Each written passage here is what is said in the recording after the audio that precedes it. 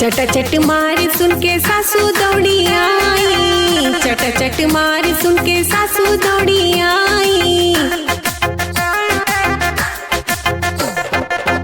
चटा चट मार सुन के सासू दौड़ी आई, चटा चट मार सुन के सासू दौड़ी आई। काहे बहू काहे बहू काहे बहू बेटे को चटा चट मार दिया, काहे बहू बेटे को चटा चट मार दिया, काहे बहू बेटे को चटा चट मार दिया।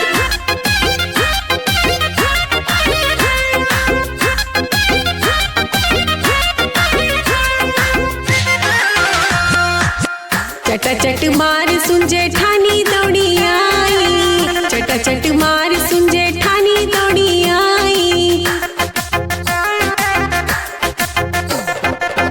चटा चट मार सुन जेठानी दौड़ी आई, चटा चट मार सुन जेठानी दौड़ी आई। काहे छोटी काहे छोटी काहे छोटी देवर को चटा चट मार दिया, काहे छोटी देवर को चटा चट मार दिया, काहे छोटी देवर को चटा चट मार दिया।